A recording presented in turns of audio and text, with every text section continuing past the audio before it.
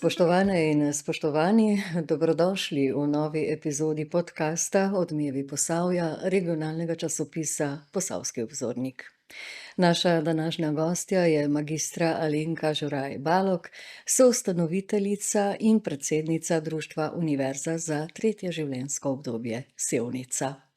Alenka, iskreno dobrodošla. Hvala. Po izobrazbi si komparativistka in pa profesorica angleškega jezika, pa me sedajle za začetek zanima, kakšni so tvoji spomini na študijska leta v Ljubljani? Ja, imam lepe spomine, tako na študij, kot na prijatelje. Res pa je, da sem, tistega leta, ko sem pričela študirati, prišla iz Združenih držav Amerike, ker sem bila leto prej, exchange student, se pravi v izmenjavi, in me je seveda način študija najprej malo razočaral, ker je bilo preveč frontalnega in premalo se je pričakovalo, tega našega angažmaja. Sicer imam pa zelo lepe spomine, še posebno, ker je to spoštovanje do staršev nekje poskrbelo, da sem tudi krize, s katerimi se vsi srečujemo, v času študija nekako recimo uspešno premagala.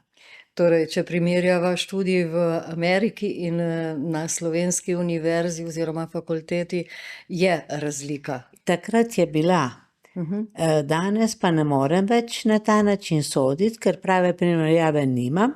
Sem pa kasneje delala še oziroma študirala še ob delu, sem tudi, opravila magisterij znanosti, takrat pa je bil pa študij veliko bolj interaktiven in se je nekje pričakoval velik angažma študentk in študentov, tako da se mi je ta vtis malo izboljšal, ampak moja napaka je tako in tako bila, da sem vedno mislila, da bi morala od sebe dati več, kot sem dala in kot se je od mene zahtevalo, ampak to je verjetno zelo subjektivno, ker so mi že rekli, naj neham, ko sem komu kdaj to povedala, tako da.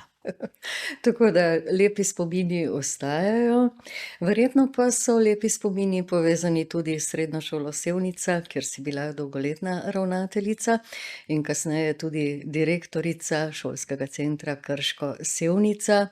Gre predvsem za poklicno izobraževanje, za katerega se zdi v naši sodobni družbi, da vedno bolj dobiva na veljavi. Je to samo občutek ali to drži? Mislim, da zopet pridobiva na veljavi. Mislim, da je razlog za to, da v bistvu nimamo delavk in delavcev s potrebno poklicno izobrazbo. Dolga leta seveda pa, so bile poklicne šole bolj odlagališče, žal, kljub temu, da potrebujemo tudi na področju, kjer delujejo ljudje s poklicem obrtnim ali kaj podobnega, tako usposobljene kot tudi visoko sposobne zaposlene. To pomeni, da so se recimo v poklicne srednje šole predvsem vpisovali učenci Z nižjim učnim uspehom. nižjim učnim uspehom. In to, ne, bo težko premostiti, da so poklicne šole za vse učence z različnimi uspehi. Ti se boš spomnila, da smo imeli mi še takrat, ko smo imeli na šoli samo izobraževanje za, konfekcijsko stroko, učenke, ki so v osnovni šoli dosegale odličen, prav dober uspeh, tako da so jih celo, takrat, ko se je uvajalo usmerjeno izobraževanje, vabili iz gimnazije Brežice, da bi se vpisale k njim. In to je pravo vpisovanje. Ne moremo zdaj statusno, kajti tudi to se je pojavilo, ne, da mora imeti vsaka družina, gimnazijca. Tako da sem jaz že enkrat predlagala, potem pa se ni noben problem, ne, pa imejmo poklicne gimnazije, pa strokovne, pa splošne, pa bodo imeli vsi gimnazijce in psa, ne, seveda ta skoraj ne sme manjkati.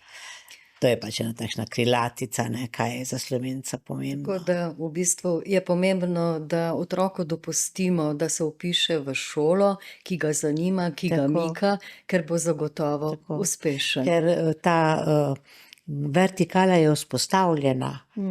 Tudi iz poklicne šole lahko dosežeš višjo, visoko izobrazbo, lahko dosežeš doktorat, če si seveda to želiš. Nismo pa vsi enaki, ne, in mi imamo to predpostavko, da smo vsi enaki in da je to najvišje, kar je možno doseči.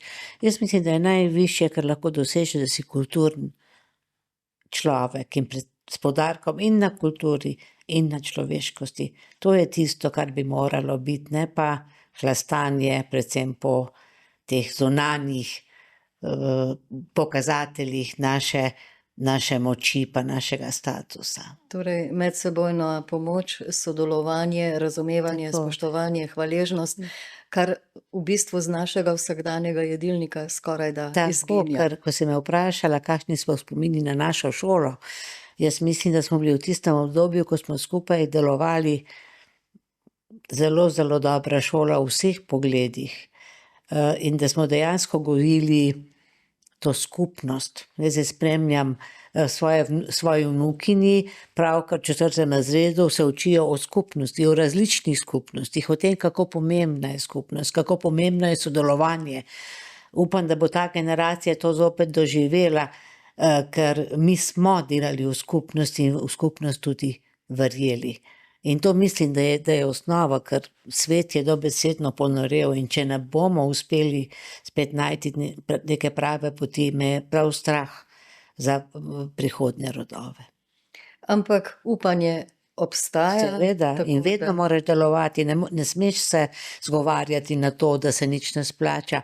Ti svoj prispevek moraš dajati ves čas svojega življenja in se ne moreš in ne smeš ustaviti in se tudi ne moreš, če si navajen tega sodelovanja. No. Tako, in v bistvu smo drug drugemu zgled. Tako. In prav je, da smo dober zgled Tako, in ne ja. slab zgled.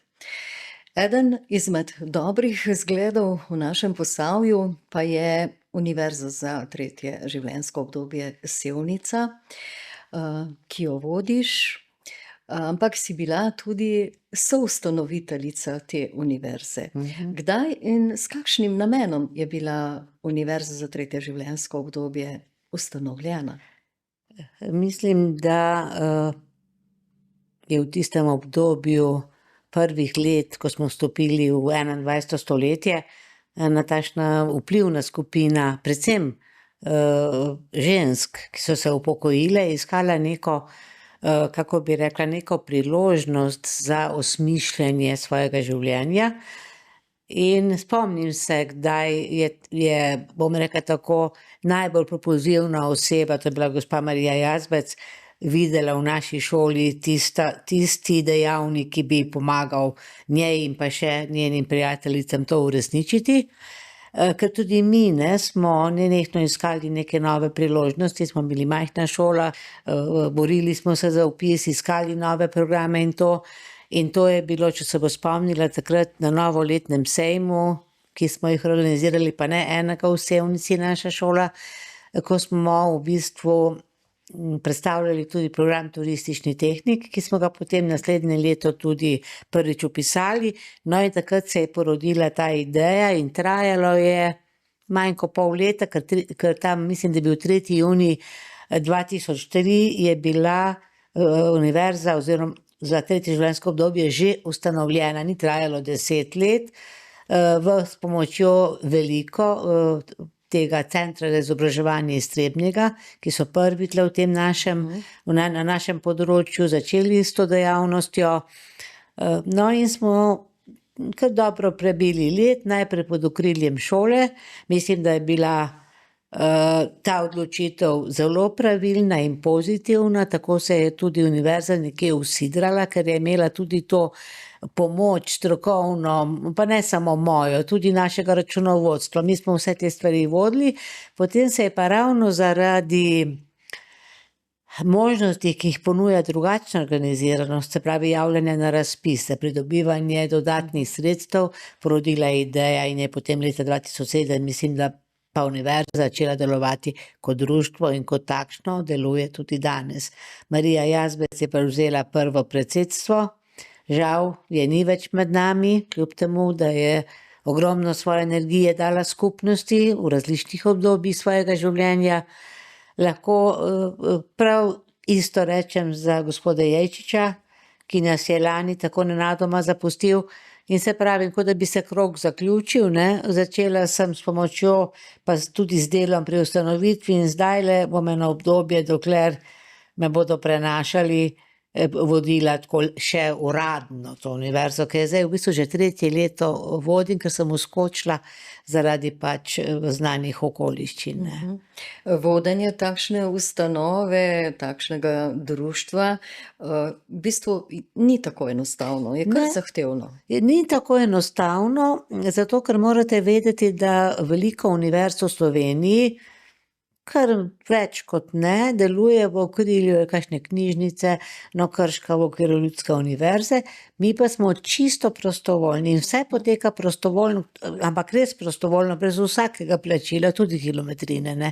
Se pravi, da je vse odvisno od dela članic in članov in to kaže tudi na to, morda tudi to moje dojemanje, ker za mene je društvo samo takšna organizacijska oblika, ki nam dopušča določeno dejavnost, sicer smo pa mi skupnost in tako smo se ustanovili, takšna smo bili, spomni se teh naših dogodkov skupaj s študentkami, študenti univerze, še ko smo skupaj delali. In želim, da je to v ospredju, da nismo neka restavracija, ki ima neki meni, pride človek, imate to na meniju, tole bom vzel, tega ne. Mi ne delamo na ta način, če bi bili zaposleni, bi morda lahko rekli, da moramo na ta način, ampak mi smo vsi prostovoljci in želimo, da se vedno znova vzpostavlja skupnost članic in članov, študentk in študentov. V bistvu skrbite tudi za redna izobraževanja, ne, Ja. tako da vsako študijsko leto, ki se začne oktobra, pa zaključi potem na začetku Aprila. maja, pripravite kvaliteten študijski Tako. program, in predavanja potekajo ob torkih dopoldan. Tako. Lahko se jih udeleži kdorkoli želi, Ja. ne samo člani univerze. Me pa zanima, kako pa poteka izbor recimo predavateljic in predavateljev, kako izbirate teme, kdo predlaga, skratka, kako prihajate do res kvalitetnih predavateljev, ki prihajajo iz Posavja in tudi od drugod? Našo univerzo vodi upravni odbor, nadzirajo nas nadzorni odbor, pa še častno razsodišče in pa predsednik oziroma predsednica, ki je voljena posebej. Se pravi, vsi pa so neposredno izvoljeni na našem občnem zboru vsaka 3 leta in v bistvu o tem odločamo pač skupaj v upravnem odboru, ampak ne samo mi. Letno ob koncu leta izvedemo anketo zadovoljstva, poprosimo naše članice in člane na zaključnem srečanju, da povedo, kaj jim je bilo všeč, kaj bi spremenili, tudi kakšno kritiko dobimo in pa tudi, da predlagajo, kaj pa si želijo, na katerem področju jim še kaj manjka, kaj bi želeli poslušati, kam bi želeli iti na ekskurzije, kam bi morda želeli na kulturni dogodek, in potem na podlagi ankete v skladu z možnostmi iščemo, najprej določimo teme, potem pa iščemo predavatelje. Imamo tudi lastne izkušnje, jaz se redno zdajle že kar nekaj let udeležujem tudi srečanj mreže Slovenske univerze, tretje življenjsko obdobje, tam srečujem tudi zelo kvalitetne predavatelje, ki so pripravljene priti tudi k nam, pa seveda iz te splošne neke razgledanosti, ampak osnova so pa predlogi tudi naših članic in pa članov.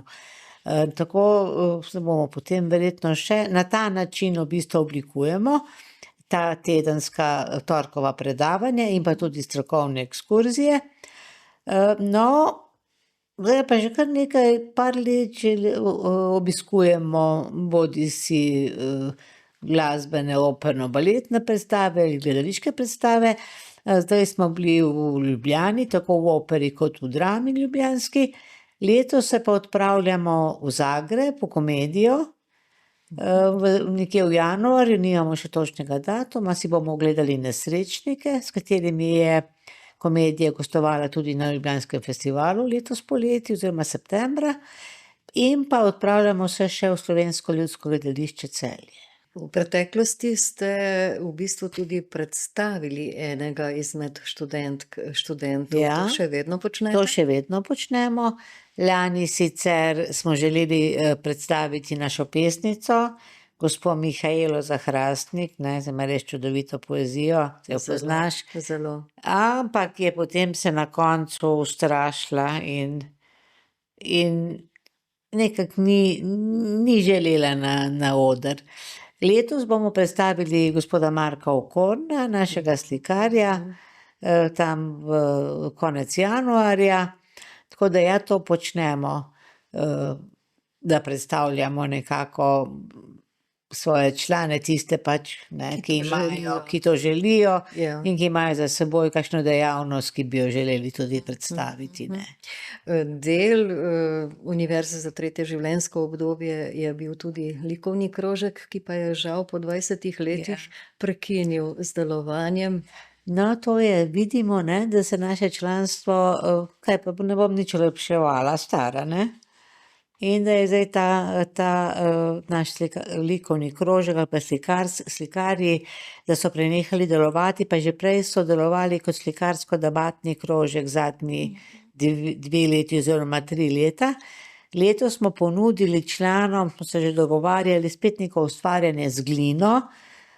Bi želeli, bomo videli, kakšen bo interes. Dogovarjamo se, če bo kakšen interes med članicami pa člani, da bi se še na tem področju udejstvovali, ne. Izgleda, da mlajši upokojenci, bom rekla, čeprav se lahko vključijo tudi tisti, ki to niso ali pa ki to še niso, imajo očitno, ko sem prej govorila o skupnosti, ne. In ravno sem razmišljala, zdaj se otroci v tem učijo, upam, da ne, prepričana sem, da ne s figo v žepu strani učiteljev in učiteljic v osnovni šoli, ne bo jasno, ampak včasih študiramo, smo jim res mi, starejši, tudi takšen zgled, ne, ker vedno mlade obtožujemo nekega individualizma, pa ne vem kaj, ampak ko pa vidimo, so pa vse generacije zdajle se navadile ali pa si želijo neke cone udobja, cone udobja, kaj lahko še razložim, tam si, drugi ti strežejo, hkrati nisi z nobeno stvarjo zadovoljen, si vedno samo kritičen, zdaj posplošujem, naj mi bo oproščeno, ampak zdi se mi, da se je to cepilo malo vsaj na vse nas, ne. Ta občutek, Samozadostnosti morda? mogoče tudi te samozadostnosti, pa da so drugi dolžni vedno za nas poskrbeti. Ampak jaz pa mislim, če hočemo imeti aktivno državljanstvo, če hočemo tudi, da se glas starejših sliši, ne samo v naših zahtevah, ampak tudi v naših predlogih, pa kaj lahko še vedno storimo, da je potrebno vsaj včasih pa iz tega stopiti ven, razmisliti, poiskati neke nove ideje ali pa vsaj za sebe tako poskrbeti, da boš celostno poskrbel tako v fizično kot tudi v tem duhovnem in duševnem in intelektualnem smislu, in temu naj bi univerza tudi služila. Se pravi, da od nas tudi nekaj zahteva, da to ni samo nekaj, kar ne da bi šlo mimo nas, ampak to je tudi naj bo nek miselni napor, naj bo nekaj novega, za kar se moramo potruditi, da sprejmemo, da se nekaj novega naučimo, ker če se učimo, je to vedno nekaj novega, zdaj starega se naučimo vedno znova in znova in znova, ne. V tem smislu mislim, da moramo biti ta učeča se skupnost. Seveda na način primeren starejšim in odraslim ljudem, ki niso v formalnem izobraževanju v klopeh pa z rokami na mizi, ne. Saj neformalno izobraževanje pravzaprav poteka celo življenje in je v resnici zelo, zelo pomembno, ker prinaša tudi ogromno izkušenj. Ampak zdajle, ko sem sledila najinemu pogovoru, vaše društvo skrbi tudi za medgeneracijsko povezovanje in sodelovanje, če sem prav razumela. Mi se že tako in tako povezujemo, ker povabimo tudi v našo sredo učence pa učenke glasbene šole osnovne, tudi zato, da imamo kakšen lep kulturni program ob svojem, ne. Ampak se povezuje, vabimo tudi na predavanja nečlane, ne, ki jih zanima določeno področje. Tako da, če pogledam še ta večgeneracijski center, pa sploh, pričakujemo pa seveda, ne, da so pa pri naših aktivnostih, ekskurzijah pa prisotni člani in članice, kajti mi nismo neka turistična agencija, mi niti ne smemo agencijam konkurirati, mi lahko organiziramo karkoli takšnega samo za svoje članice in člane in pričakujemo to pripadnost društvu, se pravi, da ne pričakujemo restavracije in menija, ampak pričakujemo pripadno članstvo, ki je ponosno, da že 23 let in prvi v Posavju delujemo na tem področju.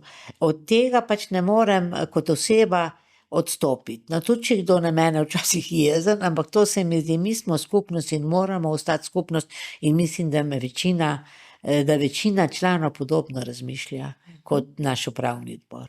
Kako pa je s članstvom? V času covida mislim, da je padlo, Ja. zdaj spet narašča. Ja, spet narašča. Imamo celo, no zdaj imamo 8, ker je ena častna članica preko 90 stara gospa poleti preminila, sicer imamo 8 častnih članov, kaj za nas, oziroma tako častni člani pomeni brez plačila članarine, ne.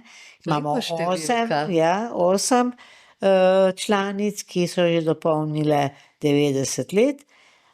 Imeli smo pa 188 članov v lanskem letu in to se mi zdi lepa številka, ne. Ja, ampak članice in člani prihajajo ne samo iz sevniške občine, ampak tudi iz Ja, drugih tudi. občin, ne? Imamo tudi iz Radeč, imamo iz Krškega,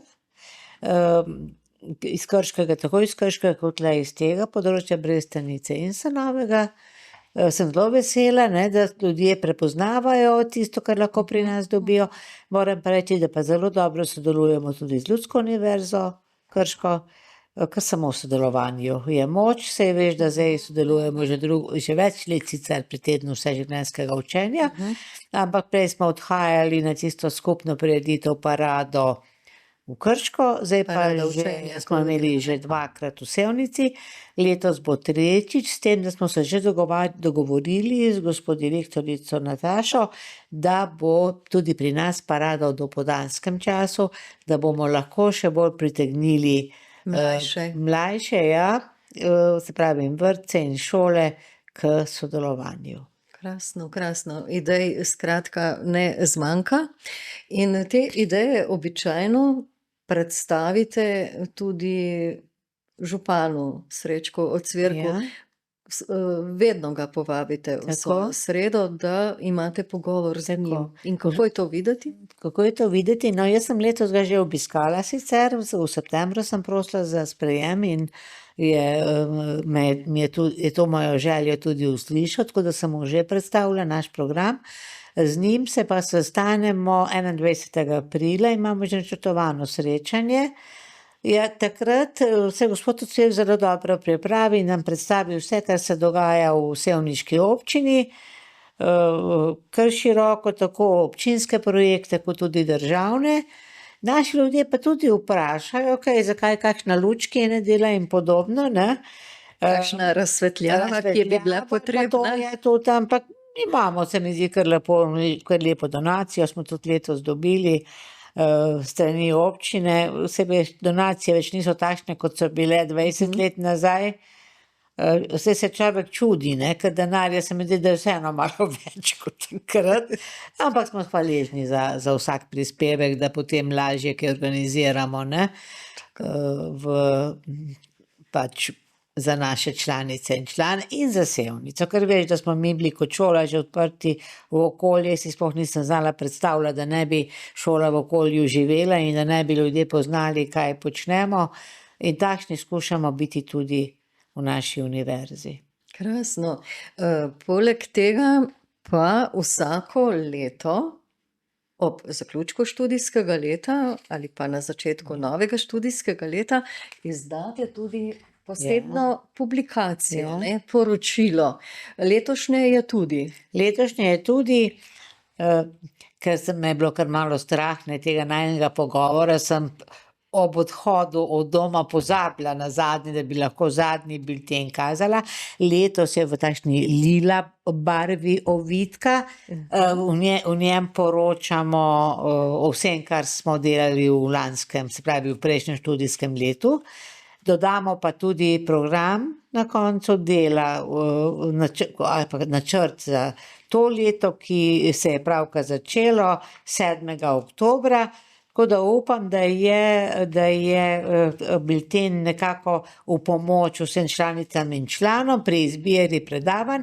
Ne smem pozabiti, da objavimo pesmi z dovoljenjem, seveda pesmi naših pesnic. Žal nimamo nobenega pesnika, zato moram reči pesnic, čeprav bi bilo slovensko bolj, da bi rekla pesnikov, ne, pa bi bile same ženske, to je nekako pri nas ustaljena praksa, ne, da sedijo same ženske, pa trije moški pa rečejo, dragi poslušalci.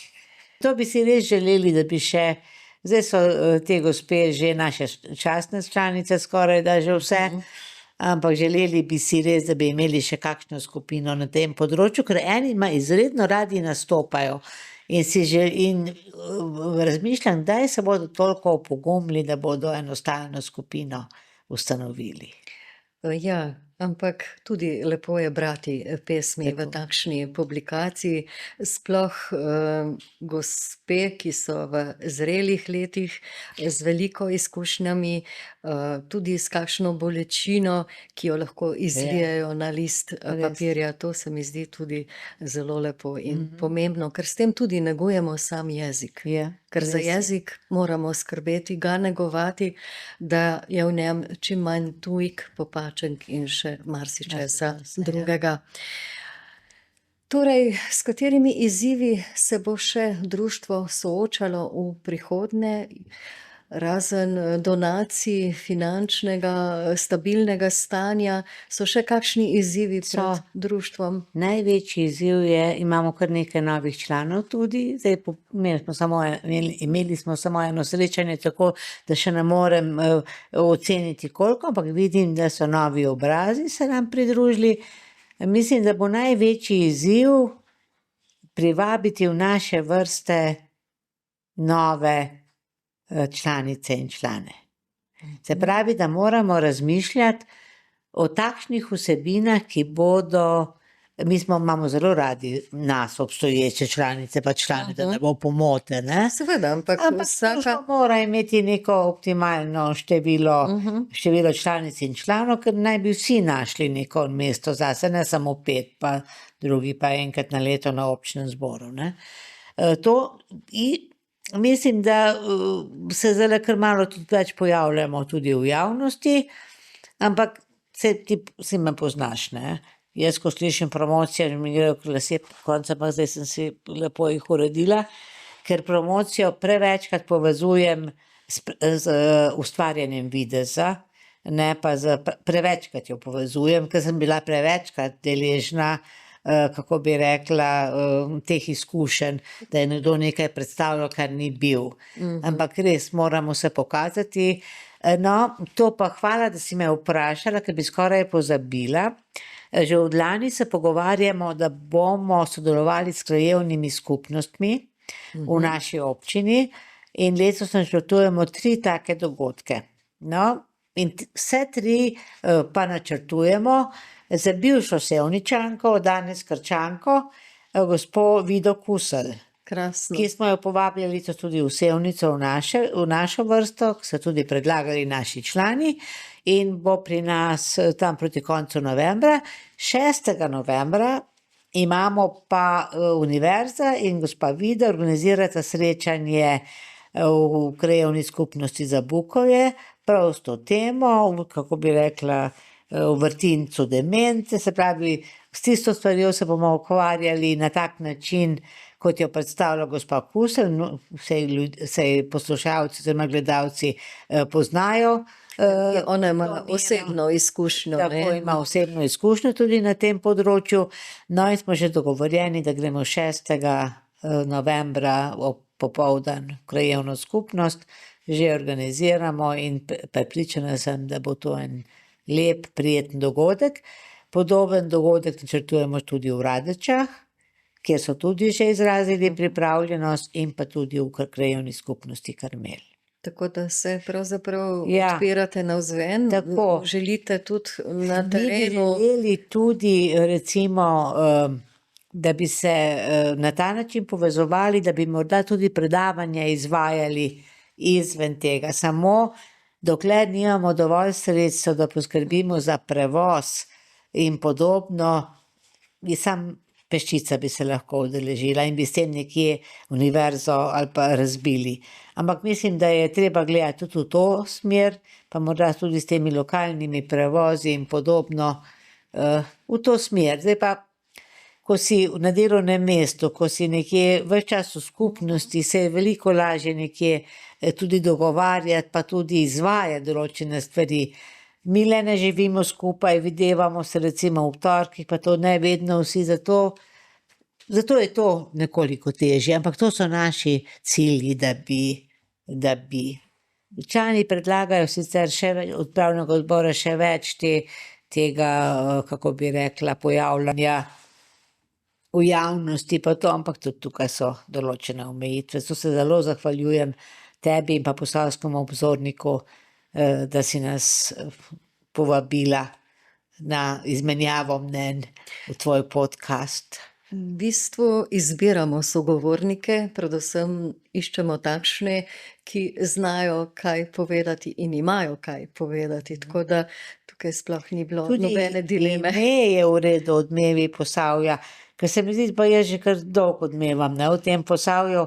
Sem sicer Krčanka po rodu, vso delovno dobo sem preživela v Sevnici, v šolo sem hodila v Brežice in sem se vedno počutila Posavko. Hkrati povezana z vsemi tremi kraji, pa še s kakšnim, ampak Posavko, in mislim tudi, da je treba malo to širiti, to zavedanje v tem skupnem prostoru. In vedno znova presenečaš s to svojo širino, s to globino svojih misli, tako da uspešno puščaš sledi, ne samo v Sevnici ali v Krškem, pač pa v celotnem Posavju, kar je zelo, zelo lepo.